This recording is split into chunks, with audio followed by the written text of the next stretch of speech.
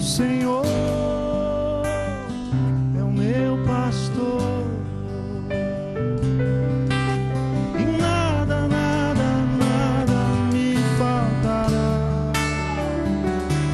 Deitar-me faz em verdes pastos e leva-me pra junto das águas tranquilas.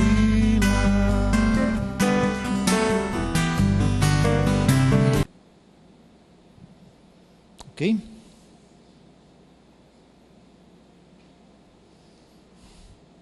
Boa tarde. Estão mais acordados agora, depois do almoço? É difícil, né?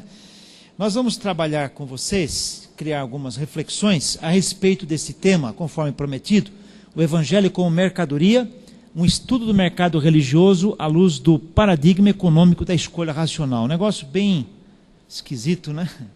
Mas eu quero dar para vocês hoje algumas ferramentas de trabalho para que vocês possam conseguir analisar os movimentos religiosos hoje e as novas faces do cristianismo que tem surgido, tá bom?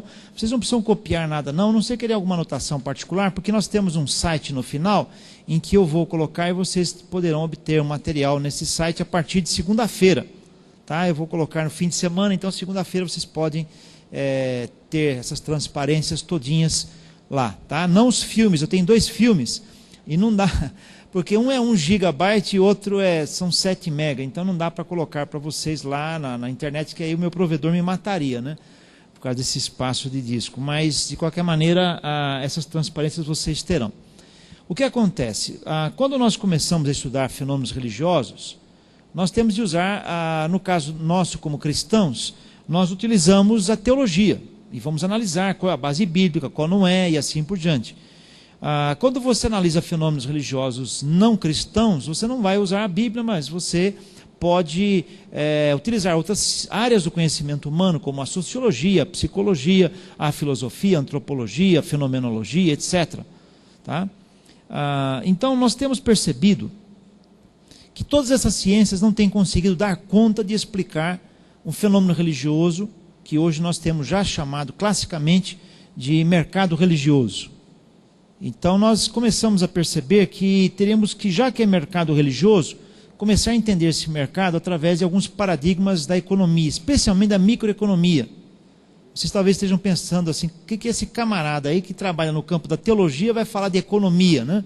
Então eu gostaria de mostrar para vocês que é possível sim nós termos mais uma área do conhecimento humano nos ajudando a compreender.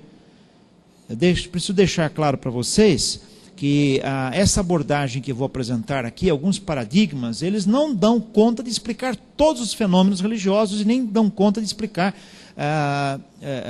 todas as facetas dos movimentos religiosos hoje. E, aplicado ao cristianismo, ele não consegue explicar todas as facetas dos novos movimentos cristãos que estão surgindo. Mas ele dá conta de explicar e muito bem um aspecto chave que eu tenho chamado de impulsor fundamental da mobilização da pessoa para a busca do sagrado. Veja, eu estou usando uma linguagem aqui nada cristã, estou usando da área de ciência da religião.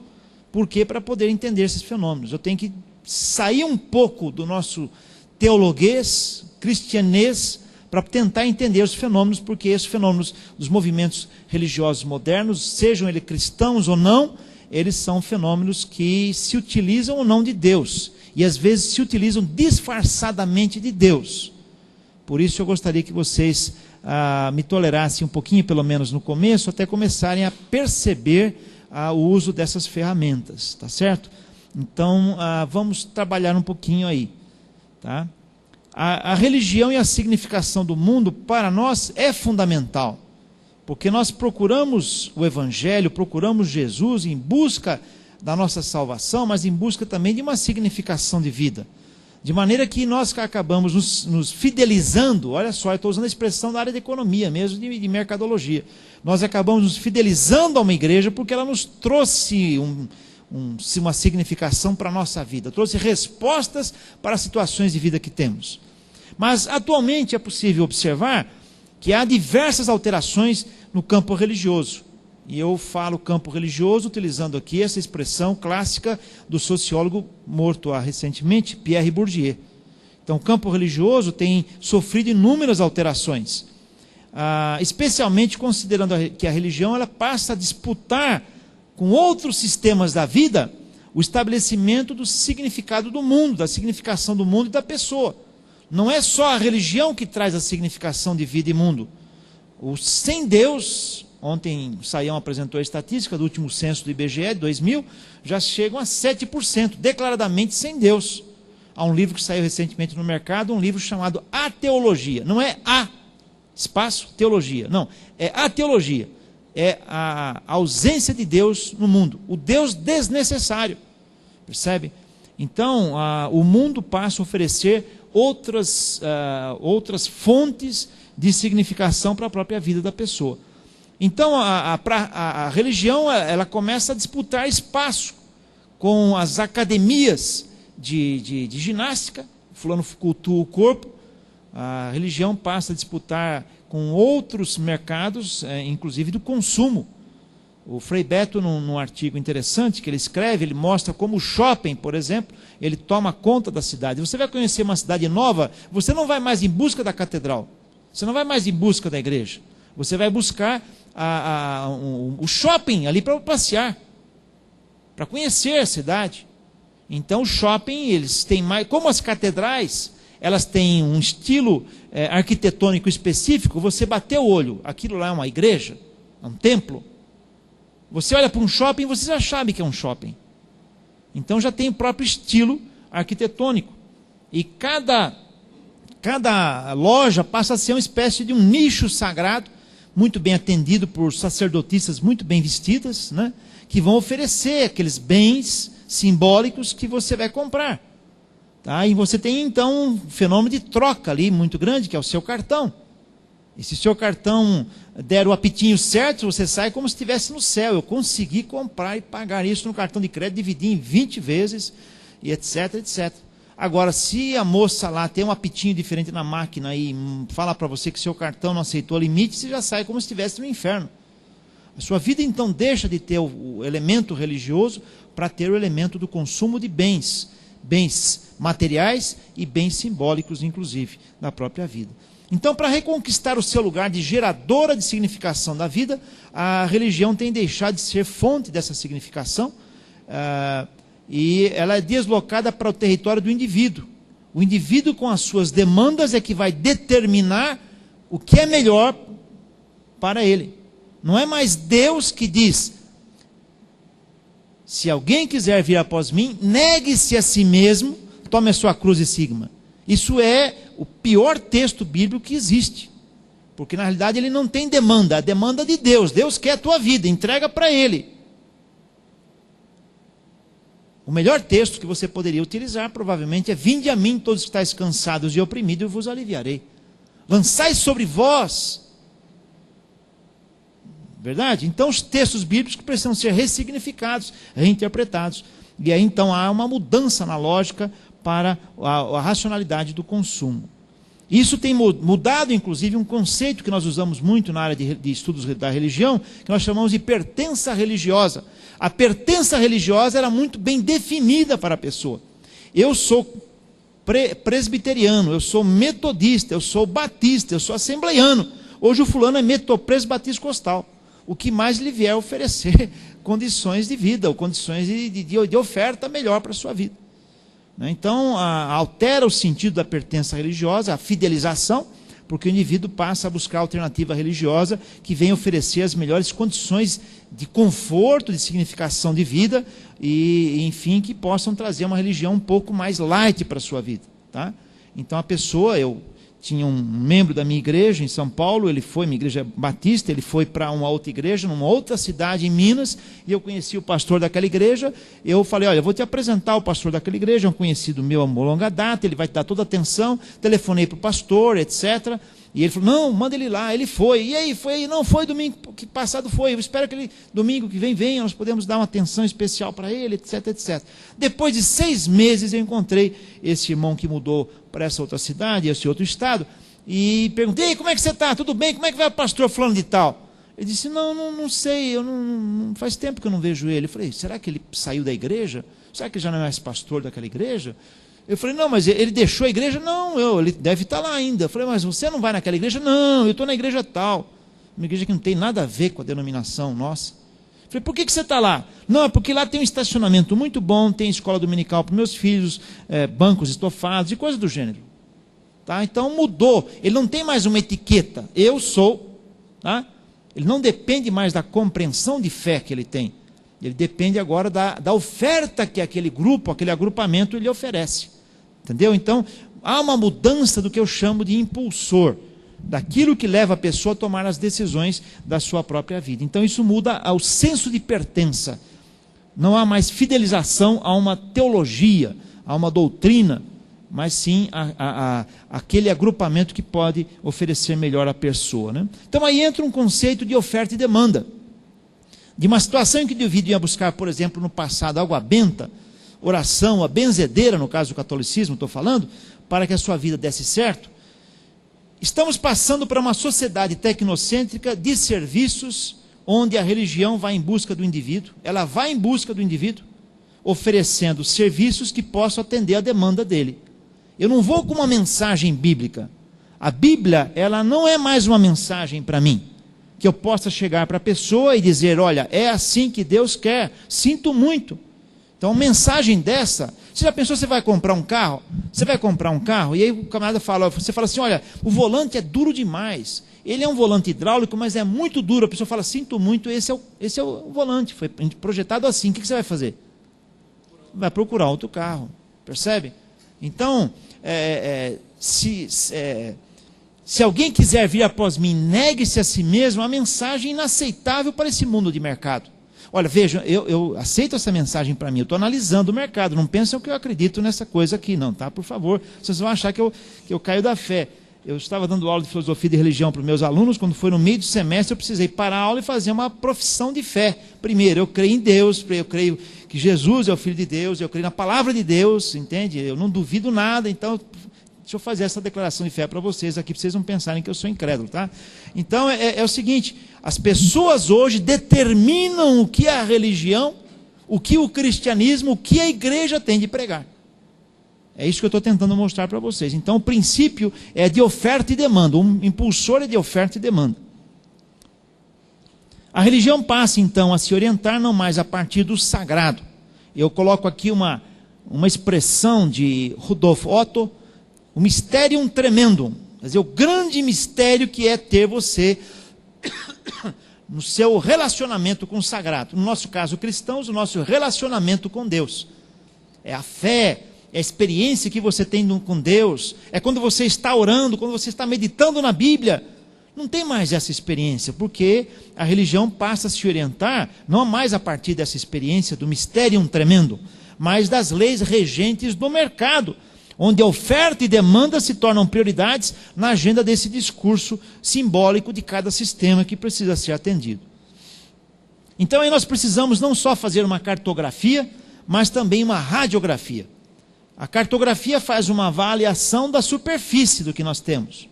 E a radiografia, ela penetra e vai mais a fundo. Para isso, nós precisamos trabalhar também com algumas outras áreas do conhecimento humano.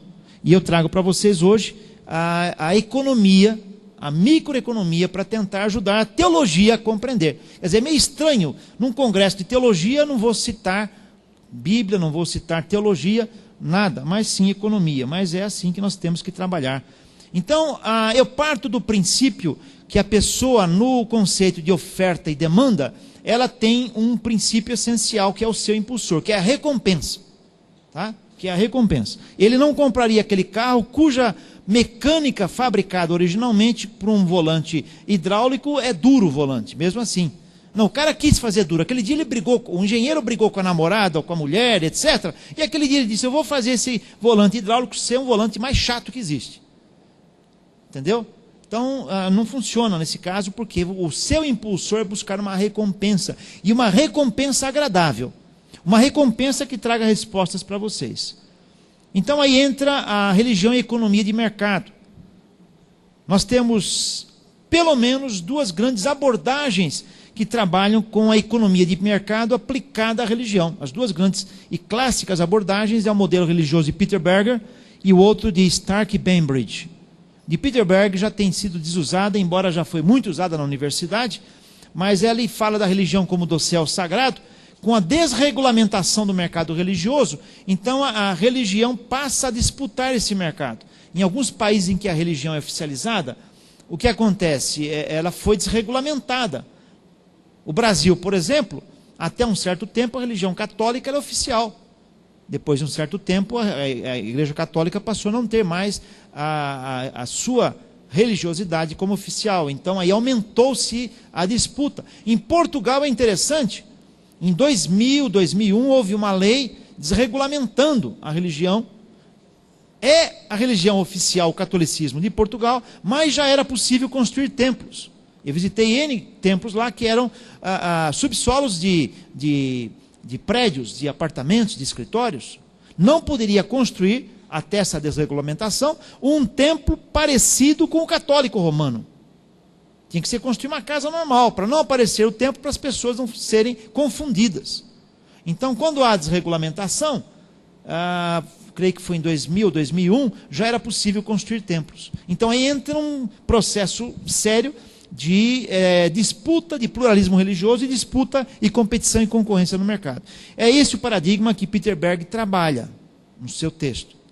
Essa abordagem já está superada, porque na realidade hoje poucos países têm, digamos, do Ocidente, uma religião que é regulamentada pelo Estado.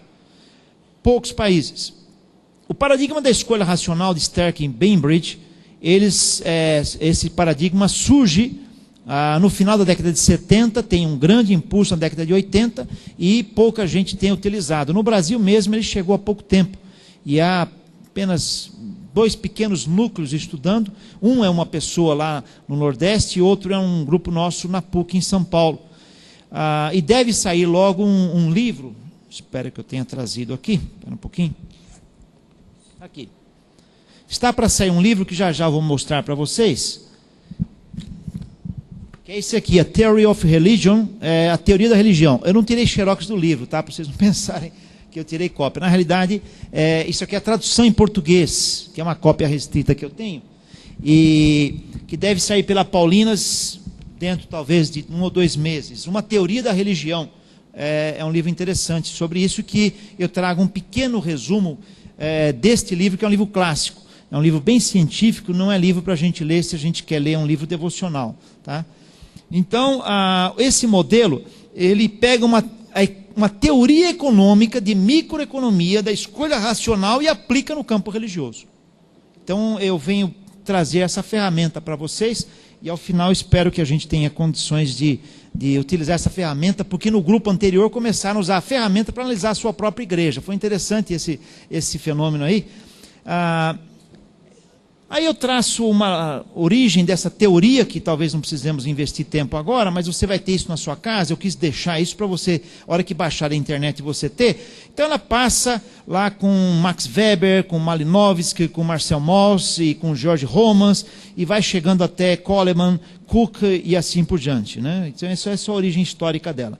O que nos interessa nesse momento é entender que esse trabalho começou a ser aplicado na religião, especialmente com o Stark e Bainbridge, quando publicaram em 79 esse artigo. Claro, eu não quero que vocês leiam, porque nem dá, mas é só o facsímile dele, né? E então, esse artigo publicado em 79, e ele fala de igrejas, seitas e cultos, conceitos preliminares para uma teoria de movimentos religiosos. Então eles começaram a tratar isso e perceber que os novos movimentos religiosos, eles se dirigiam pelas leis de mercado, mas não se dirigiam pelas leis bíblicas, no caso do cristianismo, ou leis próprias da própria religião. Tá? Então eles começaram a fazer essa aplicação. Eles colecionaram os artigos, acho que saiu ali vamos só esperar um segundinho. Questão da tecnologia. Só apertar um botão, né?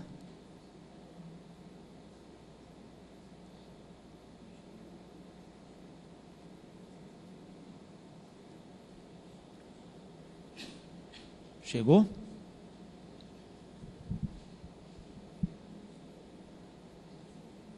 achou.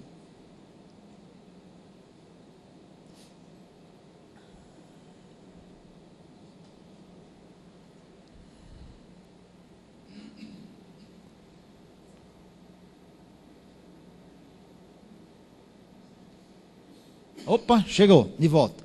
Você vê, sem tecnologia ficamos sem inteligência, né? Você viu? Então aí, eles lançam este livro em 1985, tendo colecionado uma série de artigos, que deu uma confusão danada entre os sociólogos da religião nos Estados Unidos. E finalmente eles publicaram esse livro que eu mostrei para vocês, Uma Teoria da Religião, procurando então aplicar essa teoria. É claro que eles tentam explicar todo o fenômeno religioso por essa teoria. E a conclusão que nós temos estudando isso é que não dá para explicar todo o fenômeno religioso. Nós precisamos da teologia, precisamos da sociologia, da psicologia, da fenomenologia, da filosofia, etc., para entender o fenômeno religioso. Vejam, não entender a Bíblia, é entender o fenômeno religioso em si. Tá? Isso. Não, nós vamos mostrar para você, se você me der um segundinho. E aí alguns outros autores que trabalharam nisso. Então vamos lá agora tentar explicar isso aí. O paradigma da escolha racional, ele assume alguns axiomas. Primeiro, que o comportamento humano é guiado por uma razão instrumental. Então o fulano, ele vê tudo como busca de resposta para os seus problemas da sua vida. Você não acorda de manhã com uma tremenda dor de dente e fala: ai, que joia, eu estou com uma dor de dente muito gostosa hoje, espero que ela fique o dia inteiro comigo. É assim que a gente faz? Claro que não. Você vai procurar uma resposta, é um problema. Então, eu vou ter uma razão instrumental, uma razão de busca de solução para a minha vida. Então, as pessoas buscam escolher aquilo que acreditam ser os melhores meios para alcançar os seus determinados fins. Assim, os fins normalmente são como moeda corrente que você vai ter para, por exemplo, conseguir o que você precisa. Eu quero muito dinheiro, eu quero um projeto de vida boa, eu estou com um cheque negativo no banco. Aliás, o saldo é grande para chuchu, mas tem um númerozinho, um sinalzinho de menos na frente. Eu quero tirar esse sinalzinho de menos, né? Percebe? Então, a escolha racional é uma metodologia individualista. E como concebe as situações sociais, ou como comportamento coletivo também, que é o resultado de ações individuais. Mas não dá para nós ficarmos só no lado individual. Ela passa a ser também uma reação coletiva, porque ela se socializa. Então nós começamos a nos unir com agrupamentos que trazem aqueles benefícios que nós queremos. E ficamos então como que se faz aí a comunidade do Orkut, etc. Então nós vamos também tendo uma comunidade de pessoas que têm os mesmos dilemas e que encontraram as mesmas respostas. Um vai ajudando o outro e há uma identificação. Então aí nós temos as entidades coletivas que acabam assumindo uma visão já macroeconômica do processo, né?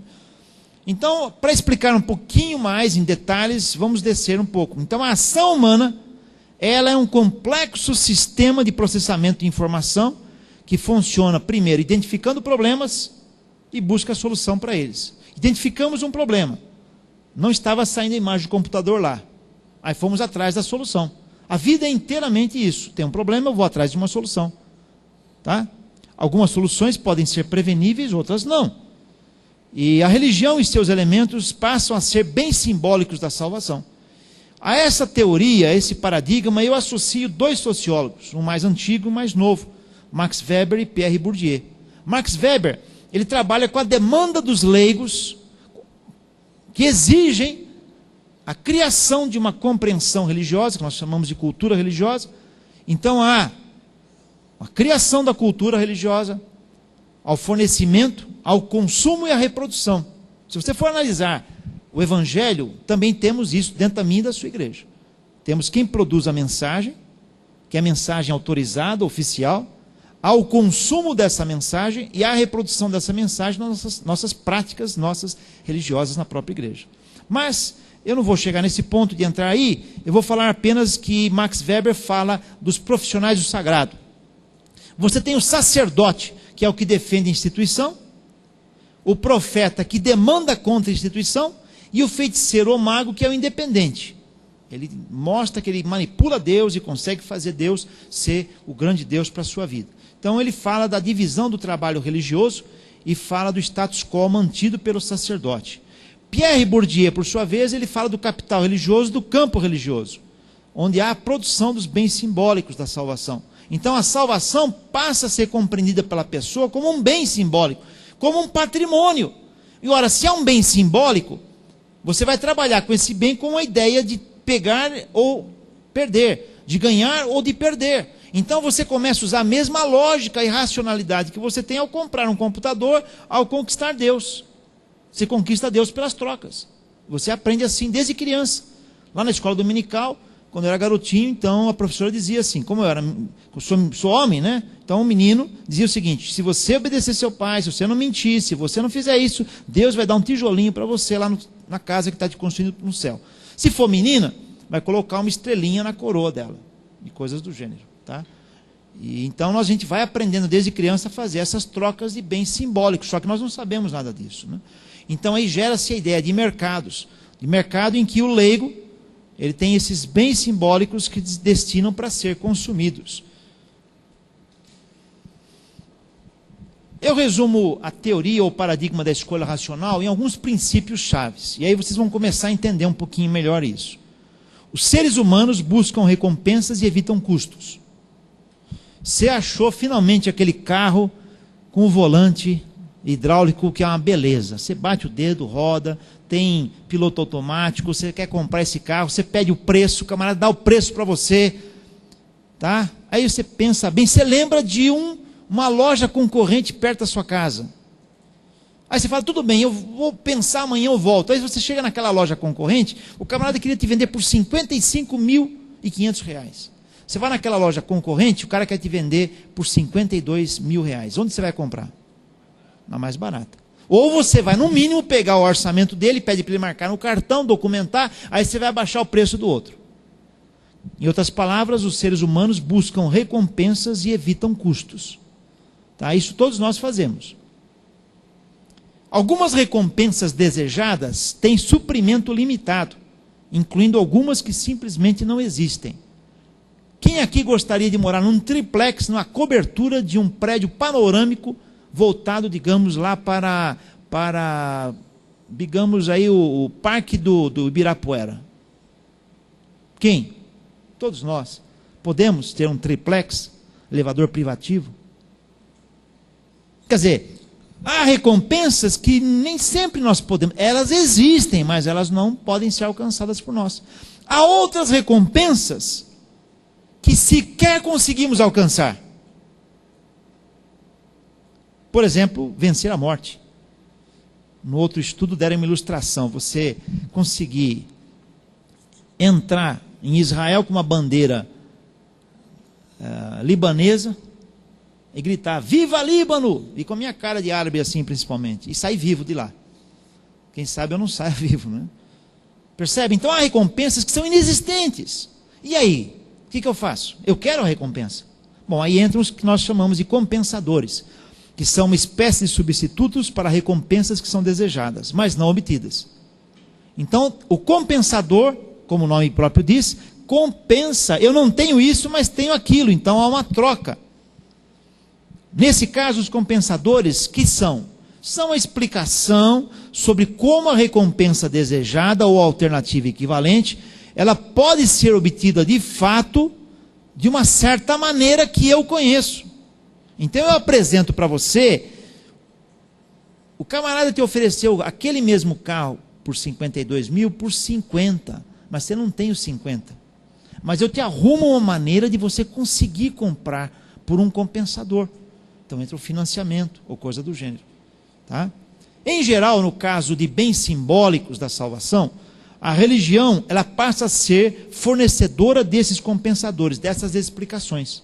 Suponhamos morreu um parente de câncer, 4 meses na UTI, sofrendo, o camarada morre. Qual é o discurso que apresentamos? Morreu, a pessoa descansou, sofrendo na UTI 3 meses, já imaginou? É um compensador de uma certa maneira. As pessoas então vão tender a buscar deuses ou religiões que ofereçam mais por menor custo. Aqui então é que está a grande ponte aplicada por essa teoria, por esse paradigma, para entender os novos movimentos religiosos. Você talvez fale, bom, mas isso é simples, tudo bem, alguém tem que colocar o ovo de pé. Então foi Stark e Bainbridge que colocam esse ovo de pé. Tá? Eu trago para vocês alguns exemplos desse paradigma da escolha racional. Não vou ler todos, é claro. Logo sai o livro, vocês poderão ler lá. Mas o que eu quero dizer, por exemplo, nós temos no livro, por exemplo, a letra A como axioma. Então não vou explicar isso para vocês, que é meio pesado aqui, não adianta a gente gastar tempo. Mas o axioma 2 diz: seres humanos buscam o que percebem ser gratificante e evitam o que lhes acreditam ser dispendioso. Você não busca aquilo que é gratificante para você?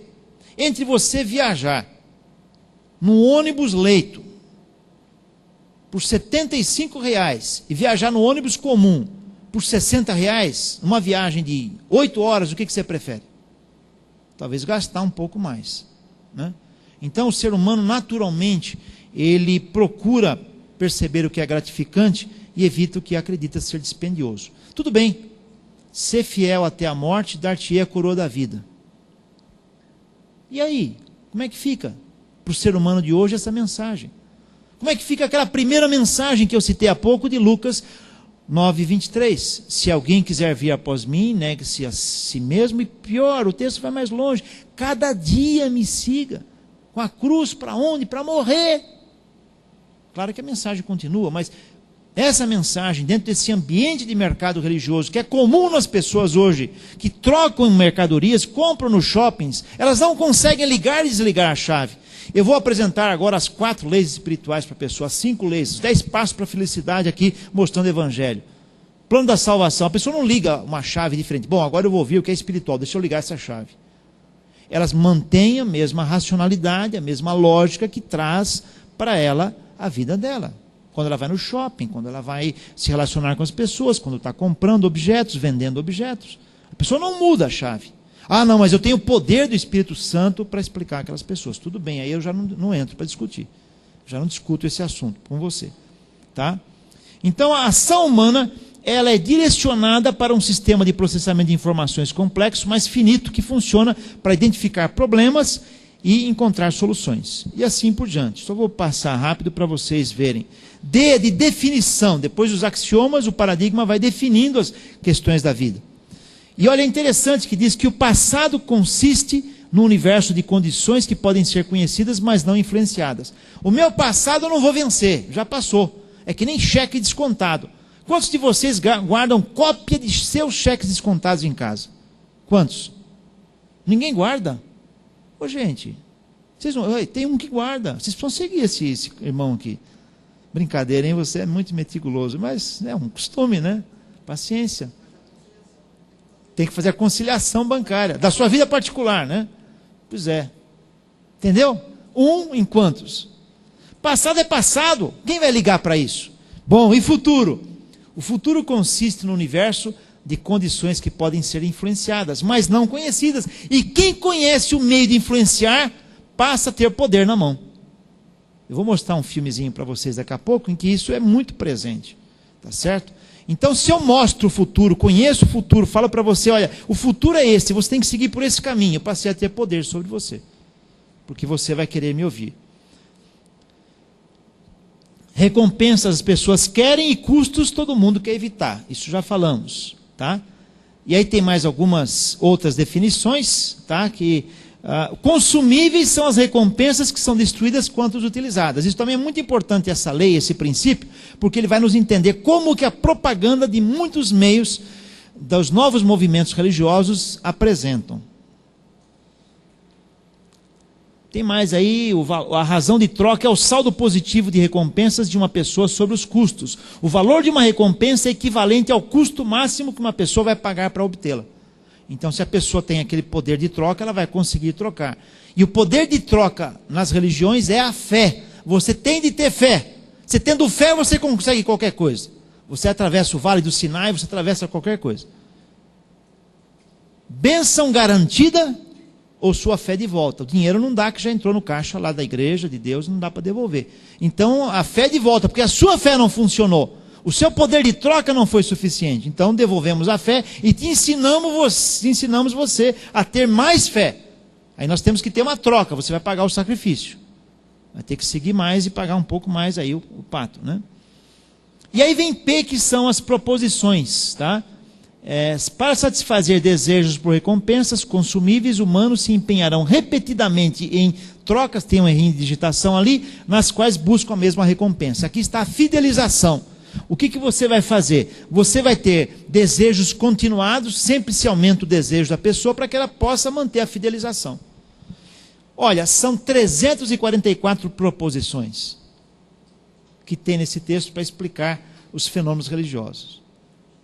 Tá? Eu não vou apresentar aqui para vocês todos, mas é muito curioso. O pior, sabe o que é? Quando você começa a ver você ali nos paradigmas. Quando você começa a ver a sua igreja, o sermão que você pregou domingo passado. Caramba, isso aqui, brincadeira. Bem, o que eu faço? Eu faço o seguinte. Na realidade, você tem um comportamento religioso aqui e o comportamento econômico. Aqui você quer o sobrenatural para trazer resposta para a sua vida. E aqui você quer comprar um bem, um patrimônio, etc. A expectativa é a mesma, de lucro ou recompensa. É uma variável comum, independente. Seja para isso ou para isso, é a mesma variável. Você usa a mesma lógica e a mesma racionalidade.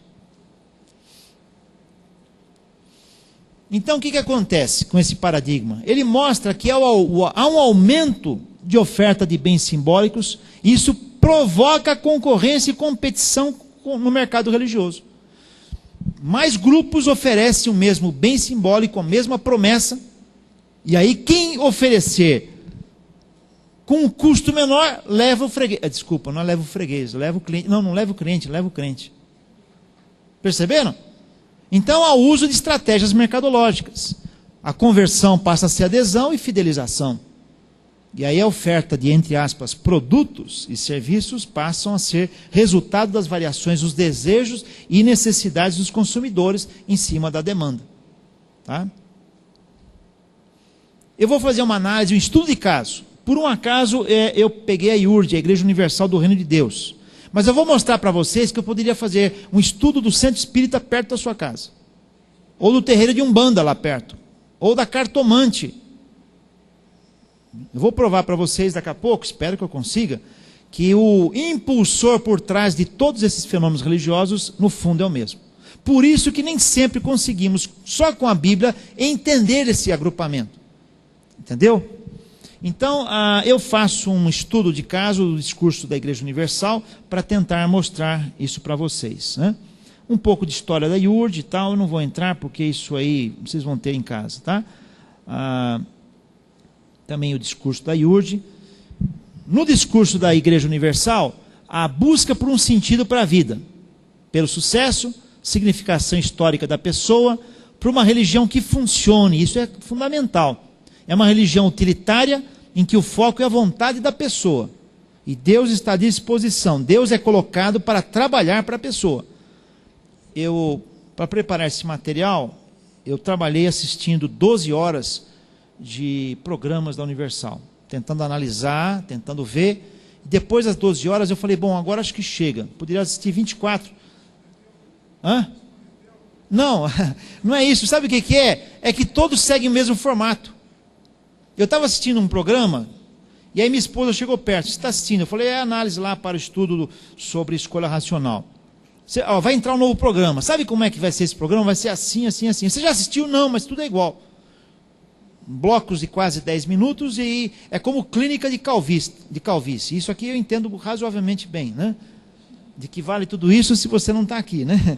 Então, é antes e depois. Antes de conhecer a Universal e depois, antes de conhecer o Centro Espírita e depois, antes de conhecer aqui o Centro de Terreiro e depois. O caminho é o mesmo.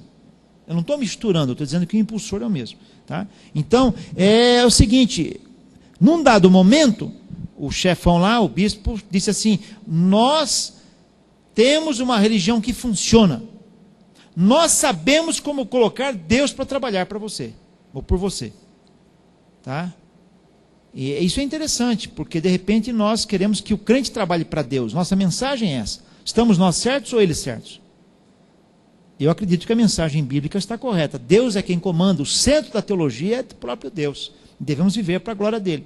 Agora, tornar isso prático na vida do mundo contemporâneo, em que as pessoas pensam em tirar vantagem de tudo, aí temos que estudar uma estratégia bem mais profunda. Eles usam Mercado, eles usam um princípio de oferta e demanda, naturalmente, sem qualquer problema aí, sem qualquer dificuldade, tá? Busca uma religiosidade concreta, valorizando os símbolos que ligam a pessoa ao mundo sobrenatural e às promessas. Então usam muitos objetos e símbolos sagrados. É o sal, é a arruda. Um dia eu fui, então, nessas pesquisas, visitar uma igreja, um templo da Universal, em Belém do Pará. E aí, a hora que eu entrei, eles estavam distribuindo um negócio esquisito assim, de plástico, de um saquinho de plástico com um negócio que parecia tipo óleo. Você tinha que entrar e tinha que pegar um. Eu entrei e peguei um, paciência, todo mundo pegou, eu peguei também. Depois eu descobri que naquele momento ia ter, então, um culto que é a terapia do amor.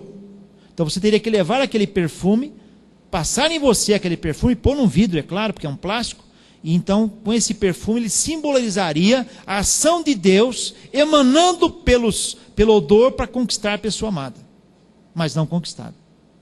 É esquisito isso, mas não é tão esquisito assim se você for estudar um pouquinho o princípio da simbólica, do imaginário que está por trás disso aí. Nossa religiosidade ela é um pouco assim de nudismo simbólico, né? Desculpe-me usar essa expressão. No meu caso, batista, pior ainda, porque você não tem símbolo nenhum. O templo é nu, puramente nu. Você não pode ter símbolo nenhum. E a ceia é memorial. E aí o camarada fica memorial, mas eu vou lembrar do quem? De quem? Porque o mundo de hoje não pensa em memória. Então nós não temos simbólica quase nenhuma. Luteranos têm, creio que algumas igrejas metodistas têm, entende? Mas muitos de nós não temos. Então eles utilizam essa simbólica para ser transmissora de relacionamento da pessoa com o sagrado em si. Eles sabem aproveitar muito bem isso.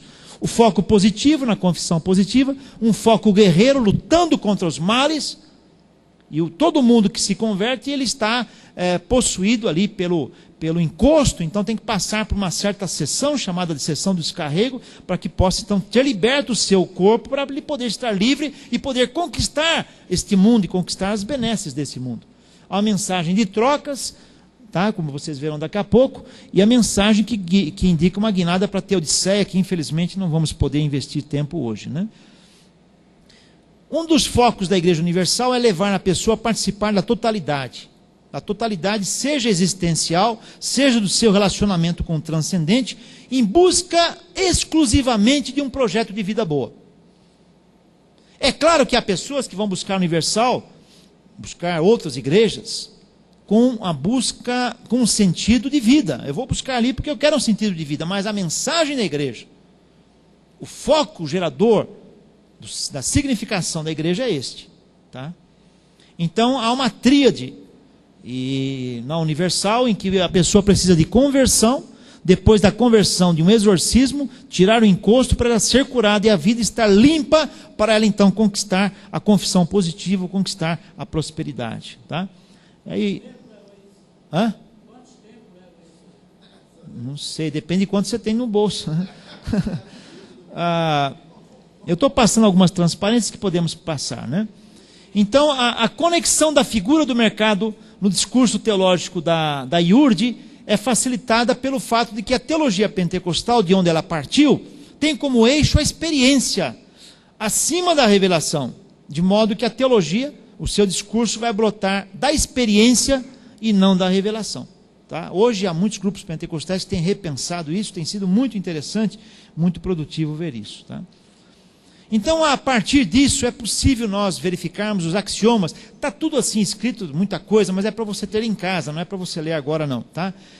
É possível ver com os axiomas da escolha racional, entendendo a Igreja Universal do Reino, entendendo outros agrupamentos religiosos também, evangélicos ou não, de maneira que a gente tenha condições de perceber que aquele agrupamento, tá? Ele dá recompensas em troca de custos menores, passando a ser essa organização religiosa fornecedora ou das recompensas ou dos compensadores, discursos que venham a substituir aquela recompensa, tá bom? Que pode ser às vezes inatingível. Então aqui eu apresento já uma definição, como exercíciozinho prático para vocês. Definição 23 do paradigma da escolha racional. Organizações religiosas são empreendimentos sociais cujo propósito primário é criar, manter e trocar compensadores gerais baseados no sobrenatural. Também muitas frases aqui. Vamos trabalhar. O Bispo Macedo diz: o sacrifício inclui o ato de renunciar voluntariamente a alguma coisa em troca de outra muito mais valiosa. Definição 3 da teoria diz assim: recompensas são quaisquer coisas que os seres humanos irão incorrer em custos para obter. Então, não há como explicar teologicamente isso. A explicação ela é econômica, é microeconômica. Ele diz mais no seu texto, né? Quando fala do caráter do sacrifício, ele é tão significativo, está inserido na lógica do mercado, que ele diz o seguinte: o sacrifício é como uma mercadoria de loja. Para você adquiri-la, precisa pagar por seu valor. Isso é uma espécie de sacrifício, porque você tem de desembolsar uma importância em troca daquela mercadoria. Uma vez paga, você passa a ser dono dela. Ninguém pode tirá-la de suas mãos. Definição 17 do paradigma diz: o valor de uma recompensa é equivalente ao custo máximo que uma pessoa irá pagar para obter essa recompensa. Se você não tem, você vai ter que conquistar mais para poder dar mais em si. Aí eu apresento mais algumas ideias, tá? Fala-se muito em prova de Deus. Você tem que provar Deus. Então a prova a Deus vai induzir um elemento de controle do humano sobre o divino. Então você prova a Deus, como tal e tal herói bíblico provou a Deus, você vai provar também. Ao provar Deus, você vai ter um poder sobre ele. Nós sabemos como colocar Deus para trabalhar por você. Então você faça isso, isso, isso e isso. Então quanto mais fiel, mais garantida está a resposta. Assim, prova a Deus é um poder que representa o grau de controle da pessoa sobre a razão de troca que vai ter. Definição 15 diz: poder é o grau de controle da pessoa sobre a razão de troca. Então eles te ensinam você a sair da posição sua de estar no encosto, a sair pela sessão de descarrego e chegar num ponto em que você está em condições de entrar num nível de igual de troca com Deus. Por isso é preciso manter o desafio de fidelidade a Deus, no caso é a IURD, para que as recompensas não sejam consumíveis e se acabem, mas mantenham uma ordem crescente. Consumíveis são as recompensas que são destruídas quando utilizadas. Então é preciso manter a fidelização da pessoa em si, né? Eu trago aqui, para dar uma transição para a próxima parte que eu vou apresentar, a Escola Macedo de Management. Isso aqui é um livro secular de administração. Os 7 pecados do capital e outras perversões empresariais. O Thomas Wood fez aqui no Brasil. Foca no cliente, porque oferece bens simbólicos da salvação. Trabalha com nicho de mercado, porque atende especialmente os náufragos da classe média, média baixa e média média. Learning Organization, que é uma organização que aprende com rapidez, conseguindo ver as mudanças ambientais e reagir a elas. É interessante que cada dia da semana tem uma oferta de um bem simbólico. Segunda-feira, depende da região, você tem o culto dos empresários, depois tem aí a terapia do amor, e etc. E vai todos os dias a sessão do descarrego. Então, cada dia oferece para atender todo o público e todas as necessidades possíveis, tá? Produtividade, cada templo tem seu pastor, mas tem metas de volume. Meta de volumes vocês entendem, né? Como é que é, tá? Remuneração por resultados, empowerment, job rotation e treinamento on the job. Pastor não precisa saber muita coisa, basta aprender a exorcizar, tirar coleta e curar, não precisa de seminário. Ele fechou o seminário dele, né? Analisando um pouco isso, nós não podemos negar o sofrimento humano. O sofrimento humano existe. Eu creio que ninguém de vocês rejeita isso. Então nós precisamos, como cristãos, como evangélicos, trabalhar também com o sofrimento humano. Mas ele não vai ser o nosso impulsor para sermos leais a Deus. Esse é o ponto. Eu vou obedecer mais a Deus se Deus me livrar disso. O princípio bíblico evangélico é outro. Negue-se a si mesmo, tome a sua cruz, cada dia me siga.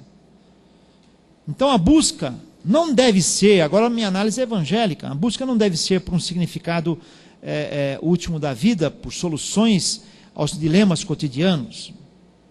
Aliás, a busca deve ser por um significado da vida. Eles não buscam a vida como um significado último, mas por bens cotidianos, solução de dilemas cotidianos. Aí nós temos que trabalhar tentando entender, satisfazer a necessidade da pessoa ou levar a pessoa à conversão. Jesus trabalhou com os dois, mas o grande foco era levar a pessoa a se render aos pés dele.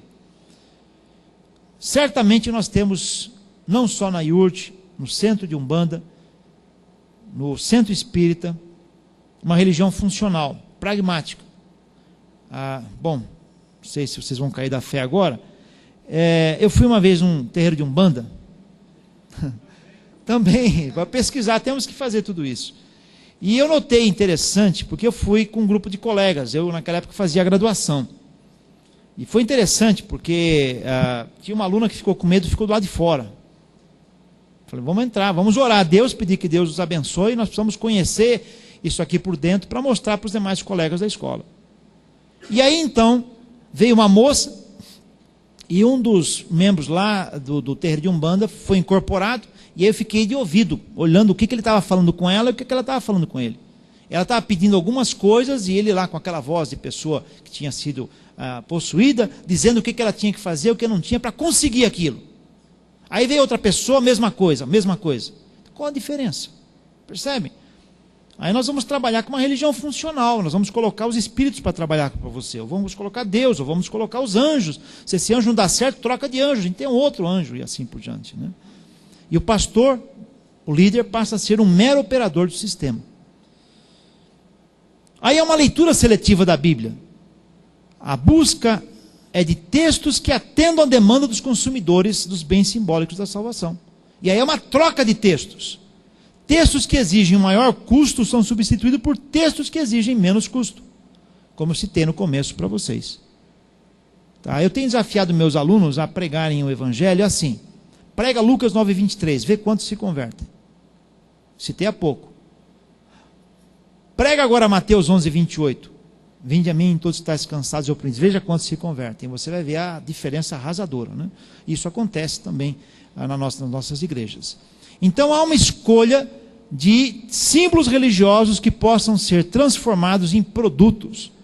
O caminho do Sinai, o vale do sal, o óleo, o copo d'água, que passam a ter um poder, eles passam a ter um encantamento. Eles têm aquele poder e passam a produzir, enfim, um significado maior do que ele. O copo de água não tem só água, é uma água que tem um poder especial. Tá? Ok, marquem aí esse site onde vocês vão poder pegar a partir de segunda-feira, e eu vou passar agora um filminho para vocês e um outro filminho rápido para nós podermos encerrar e podermos jantar, tá? Mas aí o meu amigo ali, do meu câmara ali, só me deixa que está tudo aqui no meu computador. Daqui eu projeto direto lá, tá bom? Como o som já está ligado, né? Tá bom. Então, anotem o site, www. O ponto pode ser minúsculo, viu? Por favor. Ética, que é o que falta no Brasil. Pro, que é professor sofredor. E BR, que é brasileiro insistente, paciente. Então, Ética Pro BR. Anotou? Já anotaram? Meu e-mail está embaixo, rega@etica.pro.br. Posso passar para frente aqui?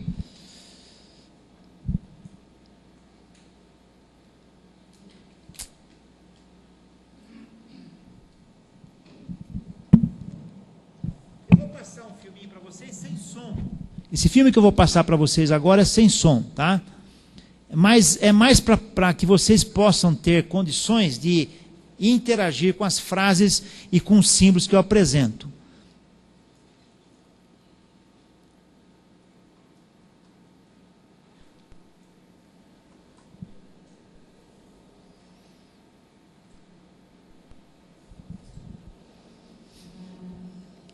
Esse é um templo em Atibaia. Vejam, cada dia da semana é uma oferta de um bem simbólico, de um produto, corrente sagrada da família. Aí é um exagero do parente dele, desencapetamento total, dívidas, miséria, solidão, macumbaria, bruxaria, feitiçaria, nada dá certo. E aqui eu uso até, venha receber o banho de alívio com arruda e alecrim, seja liberto de todo mal. Orações fortes contra macumba, bruxaria, feitiçaria, saravá, reza de São Cipriano. Porque a sexta-feira é forte, o desencapetamento é total e fechamento do corpo. Seria semelhante os próximos que eu vou apresentar, o núcleo das mensagens a seguir com esses que eu apresentei? Padres exorcistas, batismo de filho de mãe solteira, crisma com um cursinho na hora, fazemos casamento, tarôs, búzios, você teria na Paulista.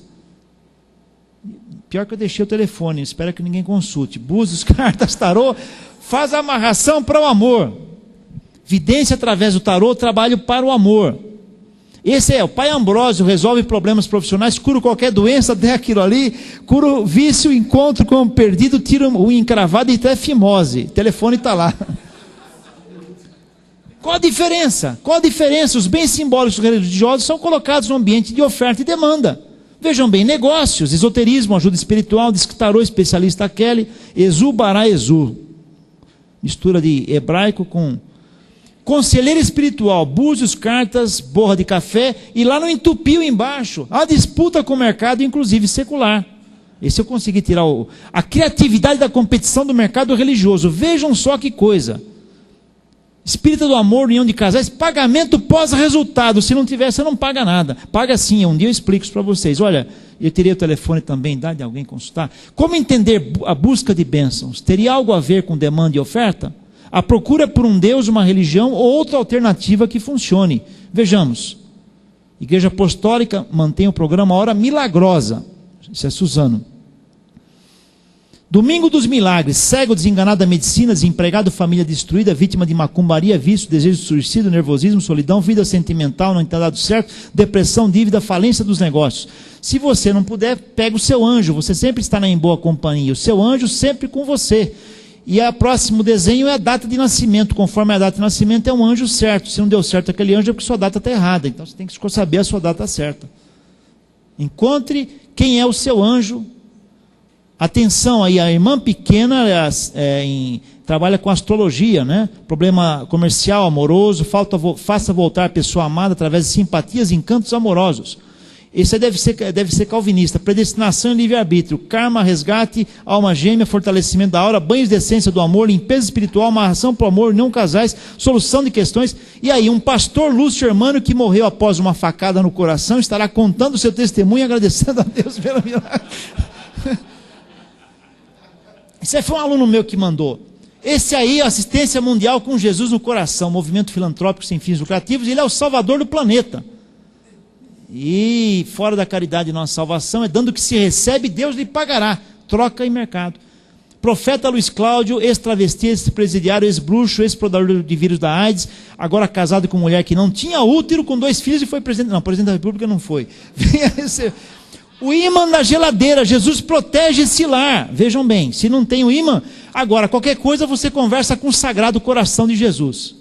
Meu Sagrado Coração de Jesus, em vós deposito toda a minha confiança, esperança, vós que sabeis tudo, Pai, o Senhor do Universo, oração a São Expedito, que está com roupa militar. Você tem que fazer essa oração, rezar um Pai Nosso, uma Ave Maria, fazer sinal da cruz. E aí você põe a placa. Agradeço ao coração de Jesus, Sagrado Coração ou Santo Expedito. Fechou o assunto, você recebeu a graça, você põe. Enquanto não receber, você continua. E para finalizar, o sapinho da sorte. Carregue sempre consigo, dando presente, e você põe no bolso o dinheiro que sai e entra de volta. Qual a diferença que tem entre esses fenômenos religiosos? Percebem? Eu vou concluir passando um filminho de 8 minutos para vocês. Tá? O som tá bom aí, companheiro? Conseguiu o som para mim? Entupiu o fio. Entrou? Tem que fazer uma reza brava aqui, acho que vai funcionar. Rezar 3 terços, 4 Ave Maria. Sessão de descarrego. Ah, tá aqui, ó, tá certinho. E aqui tá ligado, ó. É saída do fio, de linha, exatamente. Tive.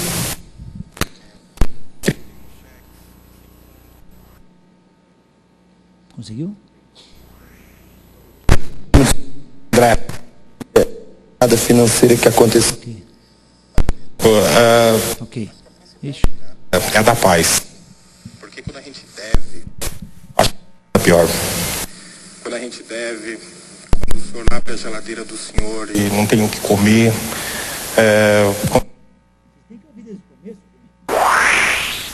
Qual o nome do senhor? André. Seu André, qual a virada financeira que aconteceu? Olha, bispo, acho que a principal virada é a da paz. Porque quando a gente deve, acho que não tem nada pior. Quando a gente deve, quando o senhor abre a geladeira do senhor e não tem o que comer, quando o senhor vai atender uma ligação e não sabe se é alguém que está ligando para saber se você está bem ou para te cobrar. Então, eu acho que a maior virada, isso varia de vida, de pessoa para pessoa, mas na minha vida a maior virada foi a paz que eu tive. Porque 31 cheques sem fundo, nome protestado, minha esposa também na mesma situação. Então isso tira a paz de qualquer um, abala toda a estrutura do lar, do casamento, da família. E a partir do momento que a gente começou, né, porque eu fui de certa forma assim como Davi, né? Eu parei de lutar e quando eu parei de lutar, as coisas estagnaram. E foi justamente o que aconteceu. Eu comecei a vir na vigília, participei durante um tempo, aí esse tempo que eu participei eu consegui algumas coisas e parei. Nessa que eu parei, as coisas também, né, pararam. Aí eu voltei agora para 318. Vocês perceberam? Ele parou, o efeito da bênção parou. Então a mercadoria de troca, o que é? É ele voltar novamente. Perceberam? Fazem mais ou menos uns 3 meses e de cara assim já consegui pagar contas que há 6 meses não conseguia. Cartão de crédito para variar, né? A gente sempre pagando mínimo. O dinheiro, a gente não vê o dinheiro se materializar nas coisas. O dinheiro entra pelo um bolso e sai pelos outros 3. Então a gente fica assim, pô, mas para onde foi? Para onde foi? E depois que nós voltamos, que eu voltei a pegar firme mesmo, né? Hoje eu posso dizer que a vigília faz parte da minha vida porque eu começo a me preparar no sábado.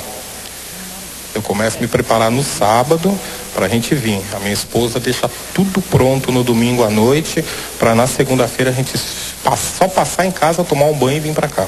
Então a vigília faz parte da nossa vida. Nos negócios, graças a Deus, eu tenho a minha empresa, eu sou um corretor de seguros. Está acontecendo gradativamente, mas o mais importante, na minha opinião, eu friso, é a paz. Sabe, o senhor olhar para a geladeira do senhor, as coisas caindo dentro da geladeira, o meu moleque de 4 anos que escolhe o que quer comer, escolhe o que quer brincar, os lugares que oferecem crédito para a gente, que antes, no passado, a gente fugia, entendeu? Então essas coisas são gratificantes, bispo, e eu até estava conversando com a dona Marlene, é inexplicável o que acontece aqui. É inexplicável. A gente vem aqui, toma um gás e já sai na segunda-feira engolindo tudo que vem pra frente. Cada cliente que me liga, eu determinei isso, que a minha carteira de clientes ia se multiplicar em 3 e todo dia tem uma indicação, tem um cliente que me liga, eu preciso disso, preciso daquilo, e a gente vê as coisas assim florescer do nada. Então realmente 318 é o que estava faltando para o povo. Palmas para Jesus. Tá aí os dois lados, pastor Luciano. O Brasil, a economia e o resultado dentro da vigília. Quer dizer, mostramos os dois lados da moeda, né, bispo? Agora, mostramos que é possível a pessoa vencer mesmo em meio à crise, mesmo em meio a tantas dificuldades. A gente sabe que o Brasil passa por uma profunda crise, isso é muito claro. Ninguém precisa falar a respeito disso. Mas mesmo nessa situação de crise, de desemprego muito grande, enfim, o que tiver acontecendo não importa. Quando a pessoa chega à vigília dos 318, ela chega para aprender as estratégias da fé, a prática da fé. E dentro dessa fé que ela tem, mas que ela precisa saber praticar, exercitar, colocar em prática de fato, no dia a dia do trabalho, da empresa, da loja, do comércio, ela vai conquistar, ela vai fazer a diferença. Eles têm o poder de manusear o sagrado e conhecer o futuro e poder ensinar para as pessoas, claro, em troca do sacrifício. No léxico da IURD, o sacrifício é pagar, é dinheiro, tá? Porque ela vai superar a crise, ela vai superar todas essas dificuldades por meio dessa fé, por meio dessas estratégias que nós ensinamos para que Deus possa trazer à existência aquilo que não existe na vida dela. É exatamente isso que nós queremos que você entenda. A Bárbara conversou com o seu Sebastião, que tinha uma dívida, e chegando à vigília dos 318, ele aprendeu a prática da fé e o resultado é este. Eu estou aqui no estacionamento do Templo Maior e eu vou conversar com o seu Sebastião, que chegou a adquirir uma dívida de $84 mil, é isso? Verdade. Como é que o senhor contraiu tanta dívida, uma dívida tão alta? É muito difícil você ser um empresário e você ir quebrando gradativamente muito rápido. Dentro de um ano você fica sem nada. Não tem onde morar. O momento mais triste da minha vida foi o dia que minha esposa falou que não tinha dinheiro para comprar leite pro Roger, meu filho. Foi o dia que eu conheci a igreja. Foi o dia que Jesus me resgatou, Deus me trouxe e falou, você não vai fazer nada. Mas o senhor chegou a vender algum bem para poder pagar essa dívida? Como é que foi? Tudo. O senhor chegou sem nada até o Congresso? Sem nada. Agora, o seu Sebastião estava me contando que ele viaja toda segunda-feira para participar desse Congresso, cerca de 3 horas, é isso? Quer dizer, o senhor viaja e não abre mão. Ah, não, eu acho que eu não sinto cansaço, me sinto feliz. Quando venho aqui, eu saio daqui tranquilo, sorrindo e vou embora sem problema. Como é que está a vida do senhor hoje? Essa vigília está dando resultado na vida do senhor? Ah, sem dúvida. Minha vida hoje mudou da água pro vinho. E as dívidas? Acabou, graças a Deus. O senhor então... Praticamente acabou. Quer dizer, o senhor conseguiu pagar esses $84 mil?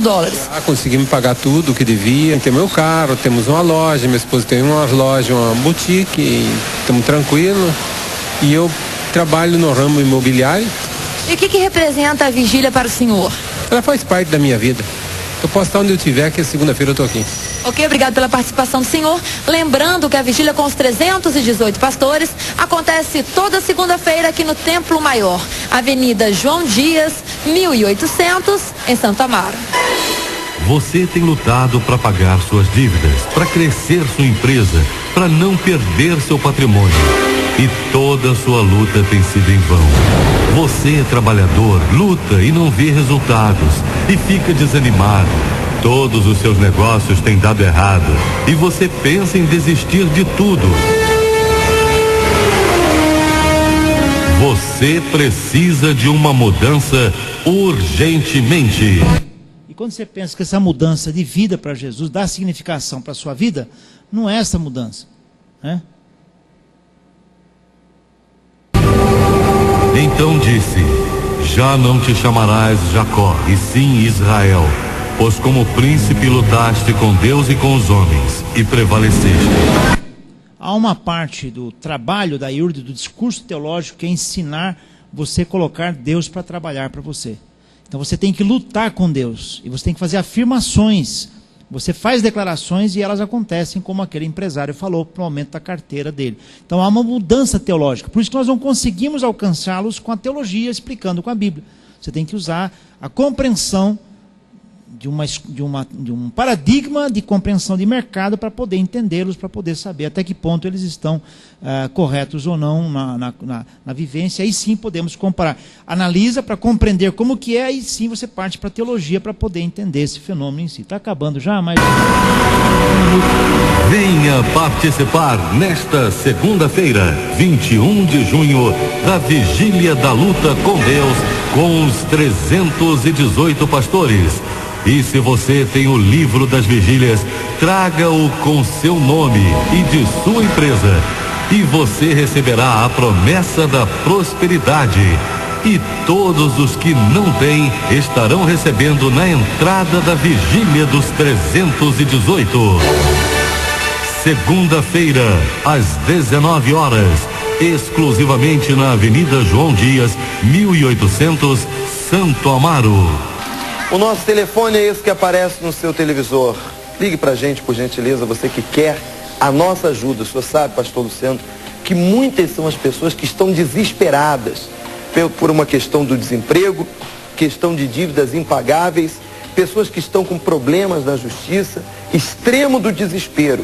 Essas pessoas já recorreram a tudo e a todos e não acharam saída. Uma coisa é você mostrar os problemas e levar a pessoa a se converter ao Evangelho através deles. Outra coisa é você ter o foco essencial do Evangelho na solução dos dilemas e trazer a prosperidade para a pessoa. Percebe? Então o foco destes agrupamentos religiosos, e agora não estou falando só da IURD, estou falando do terreiro de Umbanda, de tudo, é dar à pessoa o que ela precisa, só que aí assume o compromisso de fidelização àquele agrupamento, àquela religiosidade, percebe? Então, é mais ou menos isso que eu gostaria de apresentar para vocês, e aí temos aí alguns minutos aí, se alguém quiser fazer uma colocação, tá?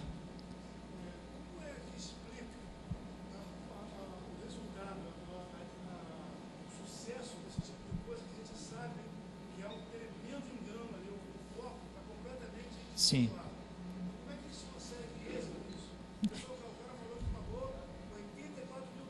Exatamente. Tem sido feito estudos e casos sobre esses resultados, né? Como nós não vamos, aqui eu tenho que dar uma palavra primeiro teológica, eu não posso trabalhar em cima do resultado dizendo, já que funciona, esse é o estilo certo da igreja, porque na realidade nós estaríamos falseando a mensagem, a graça barata de que Shed falou de manhã. Na realidade, eu tive uma experiência interessante com um iurdiano, que ele foi instalar um box de banheiro na minha casa, e ele esteve explicando como é que funciona.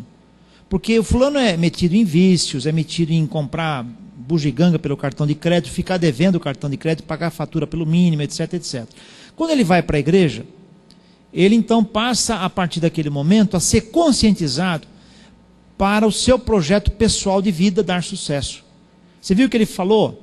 Eu afirmei que vou duplicar a minha carteira de clientes. Ele vai trabalhar por aquilo. Então, enquanto ele não conseguir, ele vai sendo pressionado pela igreja, a voltar a frequentar todos aqueles dias. Então, ele vai na reunião da segunda-feira, no caso lá do Templo Maior, para os 318 pastores, e então ele vai constantemente recebendo instruções para pôr em prática em relação ao seu projeto de vida pessoal. Então ele tira o foco dos bens materiais que vêm lhe atrapalhar e coloca o foco na sua empresa. Tanto que se ele deixou a frequentar a reunião, a vida dele começou a afundar. Aí ele volta, a vida começa a trazer um próprio benefício. Então a pessoa tem uma guinada no seu projeto de vida pessoal. Desse ponto de vista, eu diria para vocês que eles fazem muito mais do que nós, nesse ponto de vista. Eu diria que sim, embora alguns achem que eu estaria sendo incrédulo aqui, mas eu acredito que é mais disso. Eu particularmente, o irmão pode pensar diferente, eu acredito que o irmão tem esse direito, eu tenho dificuldades de inserir a Igreja Universal do Reino em mais alguns agrupamentos próximos e chamá-los de evangélicos, porque na realidade é um outro evangelho. Você lê toda a literatura dele, vê os cultos, assiste, participa. E você viu aquela hora, quando o homem começou a dar o testemunho, Deus, Jesus, ela já mudou de assunto, falou do bem material. Isso é dezenas de vezes os depoimentos que eles têm. Num certo depoimento que eu estava assistindo, a moça falou de Jesus, que morreu na cruz por ela estava arrependida, na hora ela cortou e já passou. E o que é a sua vida agora, em termos materiais, na Igreja Universal do Reino? Entendeu? Então o foco é bem esse. Então aí há uma ênfase muito grande numa reorganização da vida. Você muda um foco. O Paul Tillich fala da suprema preocupação, que é algo que te envolve incondicionalmente. Nesse caso, o que acontece? Você muda a suprema preocupação, a sua era consumir, gastar, depois ver o cartão de crédito. Agora não, eu tenho que fazer isso, porque senão minha fé não vai funcionar. Entendeu? Então você muda o foco da sua vida e muda os seus objetivos, sem dúvida. Sim.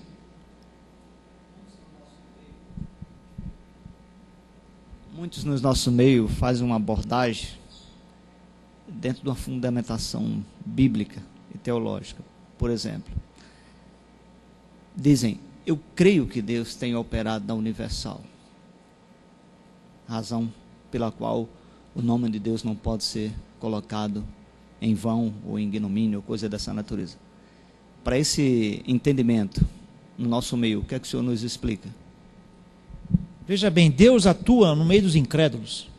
Eu tenho muitos amigos que são incrédulos, eles às vezes são mais amigos do que um crente. Deus agindo por meio deles, não tenho dúvida disso. Então Deus atua de meios e de situações que ele quiser. Aí entra Romanos capítulo 9. Deus quer endurecer o coração de Faraó, ele endurece, ele é o que bem entende. Nesse ponto aqui eu sou meio calviniano, meio calvinista, meio arminiano. Nesse ponto eu sou muito calvinista, né? Deus quer e acabou, percebe? Então ele pode atuar dentro de uma IURD, claro, Deus, você vai achar que eu estou exagerando, Deus pode atuar até dentro de um centro de Umbanda, Ele que sabe, eu não sei como, não vem me pedir como, mas se Ele acha que pode, de um jeito, Ele vai fazer, percebe? Então, essa situação, não é porque Deus atua, entendeu, num lugar público. Eu conheci artista que se converteu, no palco às vezes, ou em situações terríveis, não é porque Deus se manifestou ali, que Deus vai abençoar aquilo ali, né? Então, nesse ponto, esse argumento para mim não serviria muito para legitimar um trabalho desse.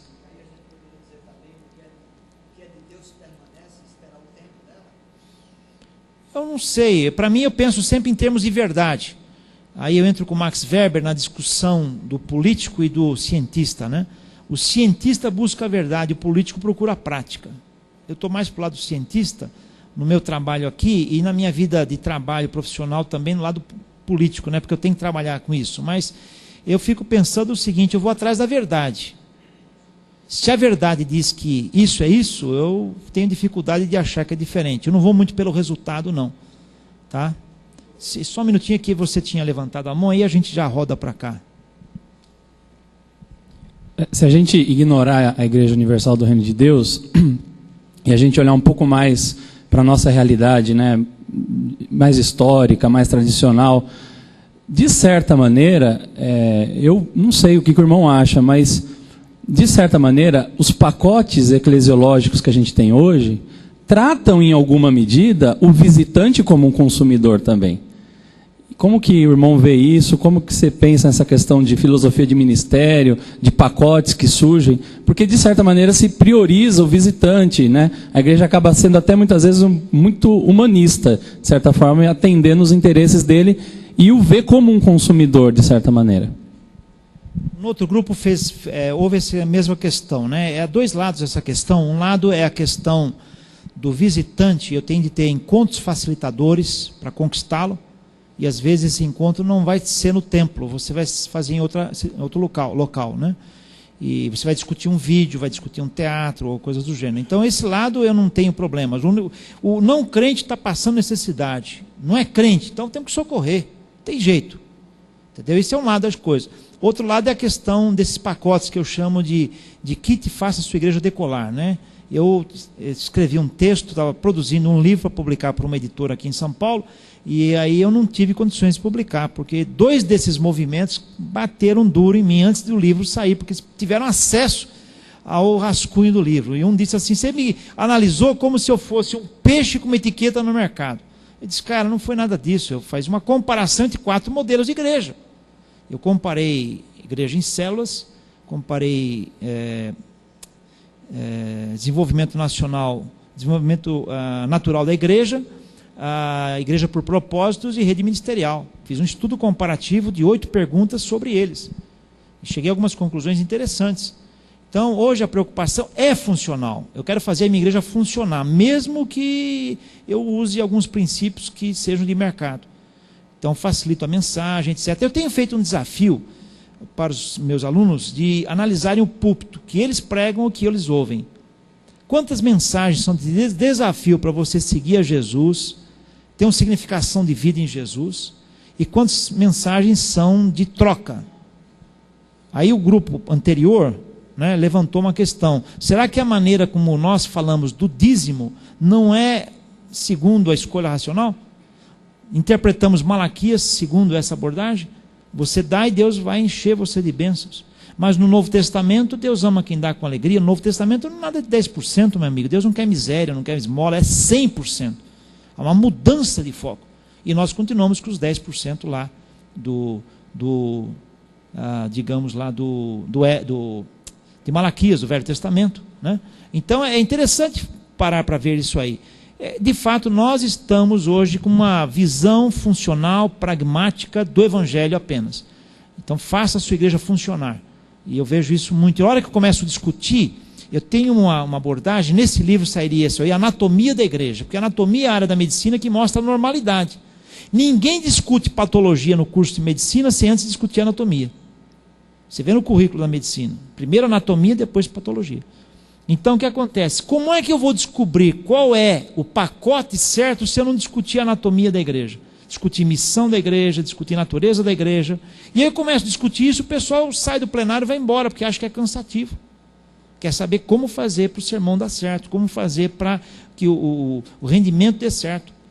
Para você ver como isso é tão grave, uma igreja que um ex-aluno nosso pastoreia, ele assumiu a igreja, a primeira reunião com a diretoria foi o seguinte: pastor, aqui nós não te falamos, você não perguntou também, é uma pessoa muito piedosa, nós pagamos por resultados o pastor. Pagamento por resultado. É por produtividade. Eu falei, cara, vai chegar um momento que você é uma pessoa dedicada, responsável, a igreja vai ter que mudar isso aí, porque você vai ganhar muito dinheiro, porque ele trabalha mesmo. E de fato chegou. Mudaram lá o regime, mas continuam recebendo por resultados. Você pensa que a coisa parou aí? Aí ele foi receber o salário, deram um maço de cheques para ele. Aí falou, mas irmão, é só um cheque da contabilidade da igreja. Não, pastor, esses são os cheques do dízimo que entraram hoje. Você pensa o quê? A igreja vai pagar CPMF? Você que pague. Você pensa que a coisa ficou assim? Voltou um cheque. O crente também volta cheque. Tem cheque adventista, né? Em breve voltará. Cheque borracha, essas coisas assim. Tá? O que aconteceu? Ele trouxe lá na igreja. Aí o tesoureiro, pelo que eu soube, ó, pastor, esse membro da igreja não veio hoje, você tem que esperar até domingo que vem para a gente trocar o cheque com ele, cheque de salário. Você entendeu? Então é a lógica e racionalidade dos resultados que vem para dentro da igreja. Mas aí daria um bom bate-bola aqui, né? Bom bate-bola. Sim, sim. Sim. Sim. Tá.